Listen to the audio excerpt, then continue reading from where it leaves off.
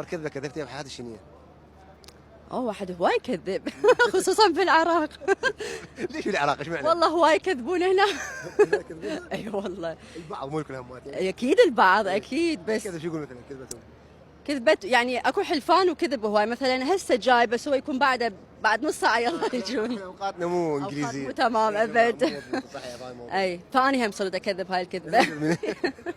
انه في العراق الاجواء حلوه، و ايش قد ما اكو يعني شغلات شفتها ما حلوه، بس بصراحه هيك اكو حنيه بين الناس، يعني واحد للثاني هناك ما على قلب شيء. اي ان شاء الله ايجابيه. اي اكيد. سؤالي هذا مو اجباري، انه هذا اختياري، هذا كنيس مبلل.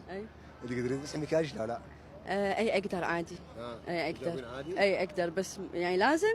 لا مو كيف، بس انا اي لا. لا بصراحه لا. تخافين؟ مو اخاف لا. يعني عذرا يتلخبط وجهك كذا مو؟ لا بس يعني احنا استونا طالعين. اي اليوم سؤال هم طفلت عليه كان، لان اكيد احنا دائما اللي هم من خارج العراق نستغلهم كموضوع كم سؤال. شو ليش بالشاب العراقي؟ بالشاب العراقي شهم ورجل بكل معنى الكلمه، ابو غيره يعني. اي تحياتي لك. تسلم، شكرا. تسلم ويحفظك يا رب، الله يسلمك. تسلم، شكرا.